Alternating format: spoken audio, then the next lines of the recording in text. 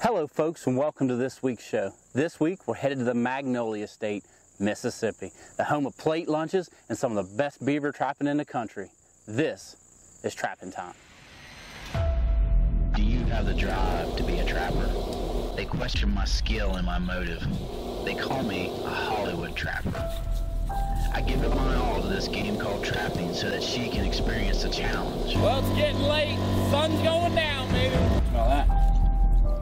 Just screams coon. The brush pile set came about. We as trappers push ourselves to the limits. This is my first Mississippi cat.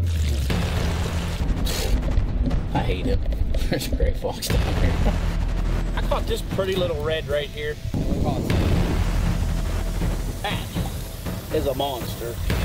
They're so big we got drag them like deer. Peyton second beaver. This is what you experience when you go on a trapping trip.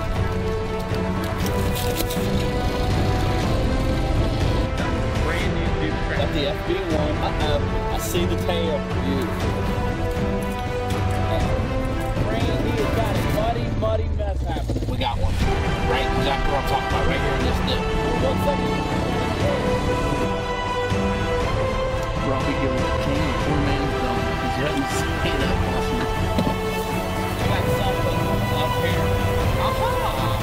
The 175s are definitely doing their job. Do you have what it takes to play the game? Three. Follow me on my journey. This is my story. This is my time.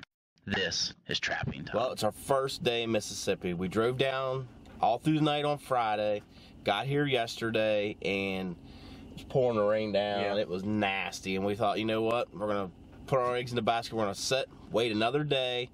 We did some scouting yesterday, picked up some really nice property that we've seen a lot of cat and coyote sign on. We're at one of our favorite properties right here. This is Sammy's property. You guys watch the show. We've trapped it a few years. We figured we'd come here opening morning. We know where we pretty much want to make some sets. The beavers are back in here. Yeah. They've got the place tore up pretty bad. Being from Pennsylvania, we feel like outlaws when we're down here because we're not to set crossovers. Jason and I come in here yesterday. Now, 2 years ago, we caught beavers out of here. Last year, this beaver dam was dead. They're back again. Not really ideal place to set, but I've seen a lot of activity on this crossover. So I decided to do 330 in there, and looks like we got something. I always like to put a little stick at the top. Usually if that stick's moved, that way you don't have to walk all the way over all the time. Feet.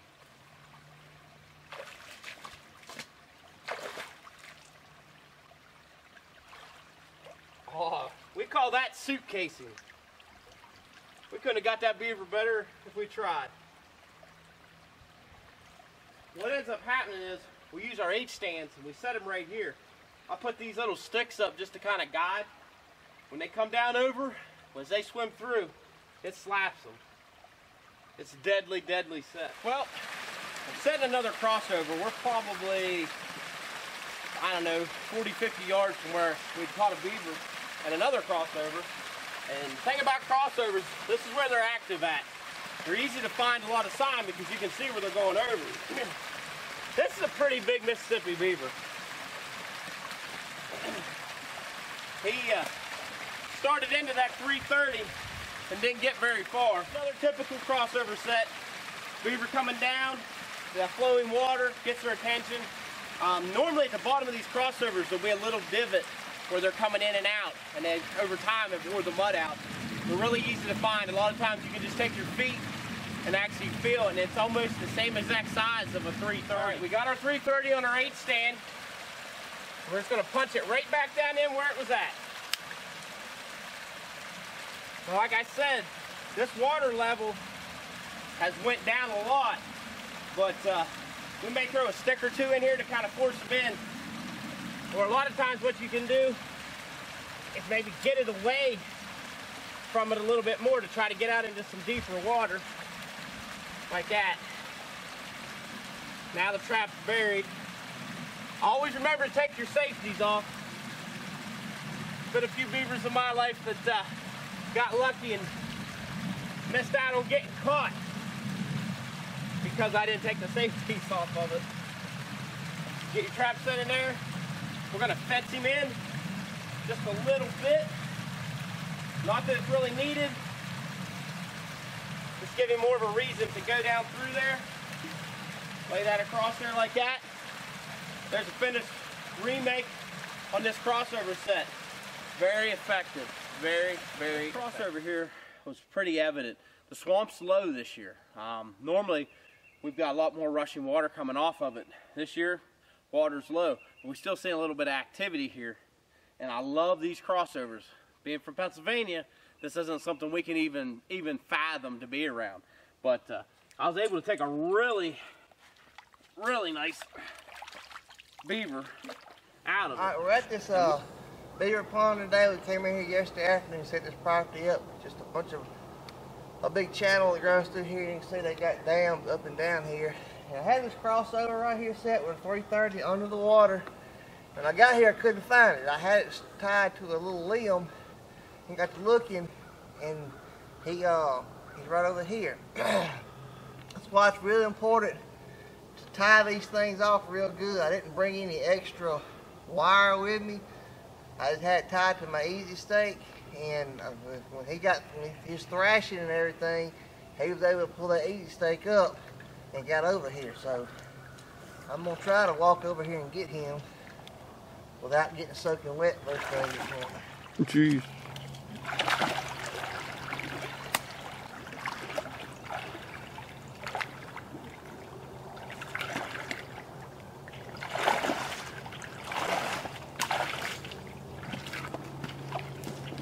Now, to my knowledge, this place has never been trapped. So, see, I had it tied off, just this little stabilizer, and I had it buried in the ground, but something this big, that's a 50+ pound beaver. Who good times. Hey, it's hard to beat a good crossover set.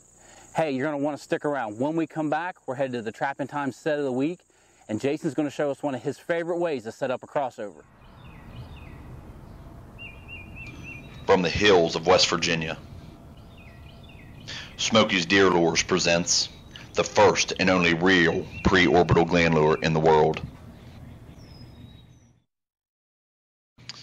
Applying pre-orbital gland lure to a licking branch will allow you to take a complete inventory of the bucks at your favorite hunting spot.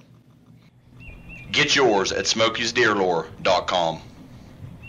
Hey folks, be sure to check out our all-star lineup for the upcoming season. New for 2018 is the hard-hitting Blackout Predator bait. If you're looking for a beaver-based bait with some kick, this is it. We're also proud to add to the batting order our line of mouse-based baits. If you're looking for a mice bait so pure it's practically eating cheese in the container, then you will want to try Peyton's Pretty Mouse. Maybe you're looking for a bait with some long-range appeal for those cold winter nights, then you've got to try Peyton's Dirty Mouse. When you're serious about trapping predators like we are, then be sure to make your next purchase at trappingtimetv.com. Okay, we're down here in Mississippi still trapping beavers on this farm for this guy. We got this all dammed up and backed up on him. We come in here to set a couple 330s, and we've got two crossovers on this one. We got one here, then there's one over there. It's like a side crossover. We plugged them both up with 330s. What we did on this one, we set the dupe down here at the bottom on an H stand, so anything traveling back and forth here has got to go through it. We connected on a nice big beaver. I mean, I'm not exactly sure how he thought he was gonna fit through that trap to start with, so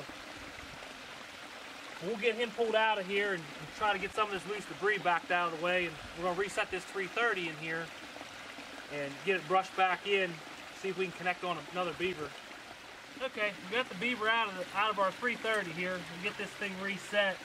Our H stand's still in good place. Our T-bar's good. Definitely want to make sure you T-bar them off or wire them off so everything stays right here. As you can see how deep the water is, and it gets deep as it goes out. So if you catch something, you don't want the current carrying him down and have to be out there searching for him. Get this reset here. What I want to do is set this on the second notch, just because that way it takes a little more trigger pressure for the current coming down through here, and the beaver would come down and happen to knock a little debris down before he gets to the trap. It doesn't fire quite as easy in a situation like this, so.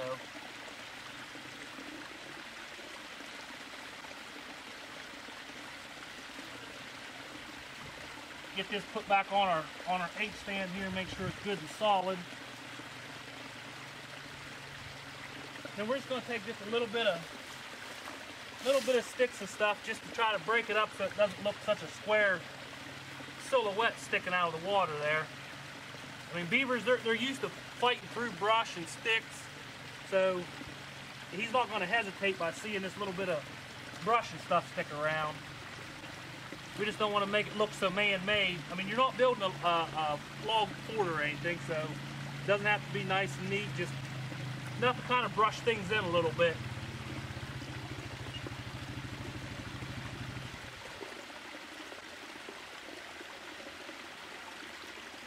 Make sure you don't have any sticks laying there that's going to impede them before they get to it. So that's pretty much a remake on our bottom crossover on our main beaver pond here above us. There's actually a lodge out there about 75 yards or so, but this seems to be about the main crossing coming down where they're going back and forth here. So we countersunk a Duke 330 here at the bottom end of the crossover here in this channel. So we connected on a beaver. It looks like it's probably a smaller beaver, but what we're shooting for here doesn't matter the size. We're just looking to knock the population down some for him. Beaver we caught here, like I said, he's not a big one. I mean, probably a last year's kit, maybe a 2-year-old. What we had here, there was a natural place right here coming down through where everything was traveling, basically, when they ride the current down through here, and you can feel it's kind of washed out in there. Well, I countersunk a 330 in here yesterday. And we came back here today, and from a bank, we're looking down here. Wasn't sure exactly what we had. Was thinking maybe it was a nutria based on the size of it. But I'm going to tell you that has got to be the smallest beaver that I think I have ever caught before. We got ourselves another beaver here. Now the other day, if you remember, we had this set up here, and we took a beaver out of here. And we remade our crossover set. Now as much as we preach about your safeties and everything, we set this trap here on Monday, caught a beaver on Tuesday. I actually came back in here yesterday and the trap was fired, but unfortunately, I forgot to take the safeties off. So, we remade the set again and then connected on another nice beaver here. Before you make your next trapping supply purchase, be sure to check out TrappingTimeTV.com. We have an extensive line of products and we're adding new products all the time. If you've seen it on the show, we have it. Don't forget to check out the Trapping Time line of baits and lures. You will definitely want to try out our #1 selling Back 40 Predator bait. We also are the home of the Trapping Time Trap Bed Cookie Cutter. Make TrappingTimeTV.com your last stop. The Big Game Gut Glove is revolutionizing the way big game hunters and trappers are successful in the field. The 26-inch version fits over your elbows and protects you and your expensive hunting clothing from blood or cold water. They're made to fit your hands from extra small to extra large. What I like about them, I can feel with them. Existing products on the market don't give you the feel or protection you need. Wet or dry, the special non-slip grip bonds tightly to whatever you're handling. The Big Game Gut Gloves are reusable so you save money and promote going green. Man, I think this beaver trapping's really starting to grow on me. Hey, now let's check out another technique if you want to put old yellow tooth in the truck. All right, now we're trapping on these little streams like this here. This is weird. This is solid sand. Back home, we would have sunk up to our waist in this stuff. But we're in Mississippi, and if you look behind me, this stream kind of just meanders in and out, in and out. So what we're focusing on when we come down through here, we want to look for these little bits of structure, these little pinch points, and we're going to throw some 330s in. Now the property that we're on, we're targeting otters and beavers, and as you can see, I took a pretty nice beaver out of here. When I came down through here yesterday, this set was put in yesterday, excuse me, put in yesterday, and I come down through here and there was already a log out in the water, and it was just kind of funneling them down into this spot. Put them there, hopefully we don't forget them like we've done most of the trip. But we're going to take and move some of these sticks out of here and see what we got. This is a decent sized beaver. Oh yeah, real nice Mississippi beaver. But what makes this set successful is we got dry land here. The water is already funneling them down in here, so we don't have to do a lot. You see us putting a lot of blocking and fencing down. We don't really have to do that. This stuff, this drift pile was already here. So all we had to do was feel down through here, and you'll feel a little channel where all these game animals, your nutria, your beavers, and even your otters are using the same path all the time. So what we'll do is we'll feel down for them. When we find those, we'll put our trap in there, and then if we have to put a little bit of something in there to keep them from going around, then we will. But if you look, I'm standing in probably 6 inches, maybe 8 inches of water. When I step out into here, into that channel, I just sunk probably another foot. That's how you know when they're coming through. That's how you're feeling for these channels. You feel that depression. And they're only going to be about 10 inches wide, which makes a 330 perfect for them, because when you put it down in there, slam. It had this big stick laying across there. Not so much as, I just didn't want them hopping over it if it was an otter coming through here. Just kind of give him a reason not to go up over this bank. But we're right back in the channel. When I pulled my H stand out, I didn't pull it all the way out of the ground. That's another little tip. A lot of times we want to pull them all the way out, get them set, push them down in. If you pull them up just enough so the catchers are just out of the water so you can see what you're doing, you can push them right back down in the same exact hole. And then we're going to make sure, get some of this little bit of debris in here. And guys, that's all it's going to take. So that's basically a remake on this. See if maybe we can connect again. We're still kind of chasing this otter battle back and forth here. Right now Robbie's got up on me on one, so we'll see. We got time. We still got 3 more days. Not too bad. But if you see here, pretty decent sized beaver. But if you look, see what we got going on right here? This old tree root is all brushed in on the other side, and it just naturally, at 330, just fit in there perfect. Anything that comes up this stream, if they're in this little body of water, when they shoot through here, they're going to get popped. And that's exactly what happened to this old boy. Now everything that comes down through here basically comes right down through this log right here. There's a channel where everything's funneled around because that log's touching the bottom of the creek all the way across. If you feel with your boot, you can feel it. I mean, it sticks out like a sore thumb down in there. But we set this trap here yesterday, once the water level finally straightened out a little bit. I hope to catch either a beaver or an otter coming down through here. We connected on a nice Mississippi beaver. Okay, we're going to get our set put back in here where we pulled this beaver out. We're going to use our H stands here. The water's not real deep here. I mean, we've got it sunk in as far as it will go. Want to clean any leaves and debris off the H stand. Now what we're going to do here, I got this set on the second notch back because it takes a little more poundage to set the trap off, and we got such a current here, and I'm worried about picking any leaves up. I want the trap to be able to withstand a little bit of pressure on it if need be. I mean, it's not enough pressure. A beaver and otter is not going to have any problem setting it off. You do it more for the water current itself. We're going to get that locked back in our H stand. Get our levers bent down. Our T-bar's still anchored in, so that way the current didn't sweep our catch away. We're just going to kind of brush this in just a little bit, just to help steer and camouflage just a little bit. When stuff comes up here, it goes, kind of funnels it in through the trap itself.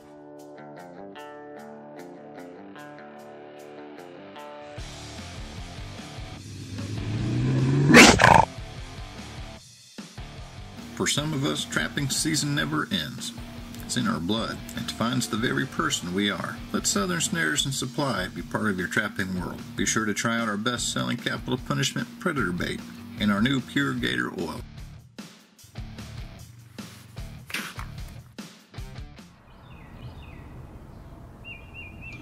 From the hills of West Virginia, Smokey's Deer Lures presents the first and only real pre-orbital gland lure in the world. Applying pre-orbital gland lure to a licking branch will allow you to take a complete inventory of the bucks at your favorite hunting spot. Get yours at smokiesdeerlure.com. One of the most time-tested techniques that we use is the good old-fashioned drowning set. There's a lot of different ways you can do it, but coming from Pennsylvania, a state where we're only allowed to use 2 330s at any given time, you really start to rely on a good drowning set. And what better place to test that out than Mississippi? Frosty morning here in Mississippi, our first check. You guys probably recognize this pond from other episodes. Came in here, the beavers are tearing it up again. We was able to get a couple traps out yesterday. Our goal was to get some more out today, but I made a little caster mound set here. As big as this pond is, it seems like all the activity is on this one spot, so this is kind of where we focused on yesterday. But it looks like I got a small beaver in here on a drowning set. We're going to pull him up and see exactly what we have. He didn't really tear the setup too much. He got hit and he went right back out, which is awesome. So when we make the remake, it's going to be really, really easy. Let's see what we got.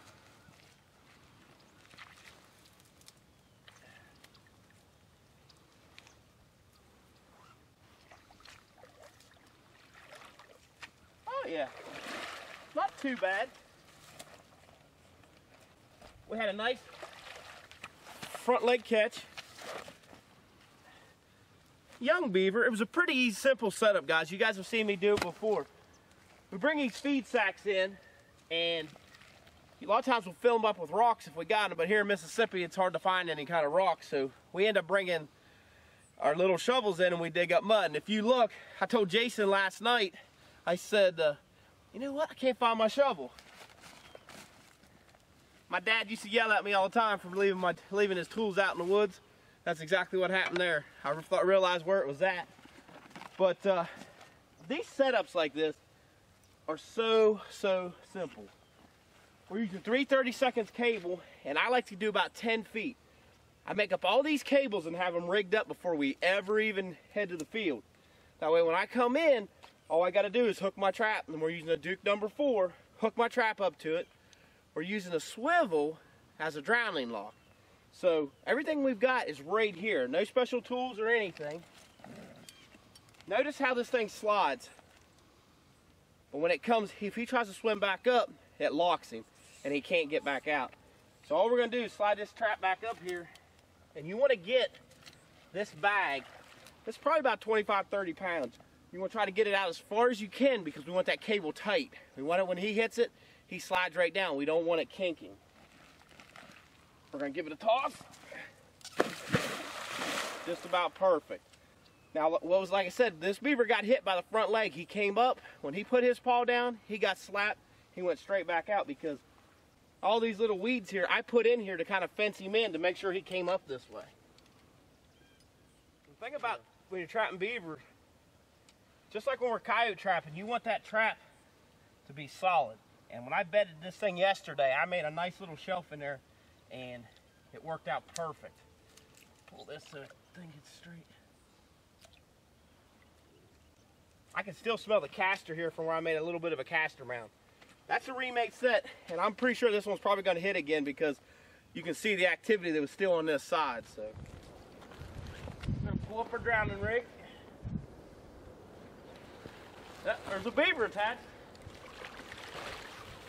We got a good front leg catch on a tiny beaver. Hey folks, I hope you really enjoyed this week's show. We had a blast bringing it to you. You know, this is one trip that I look forward to every year, our annual Mississippi trip. You know, we're down there chasing beavers and otters. We're hanging out with some great friends. It's a long drive for us northern boys, but I tell you one thing that we've learned down there. We learned that you can go to gas stations and get good catfish. We learned what a plate lunch is. We learned that they don't have a pro football team, so do not assume that everybody is an Ole Miss fan. You know, where I'm from, you know, southwestern PA, you're either a Pitt Panther fan or you're a WVU fan. Go Mountaineers.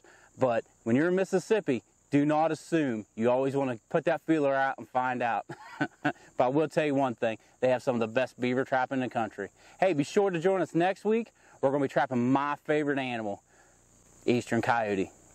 It's like we always say, until next time, we're keeping the tradition alive here at Trapping Time.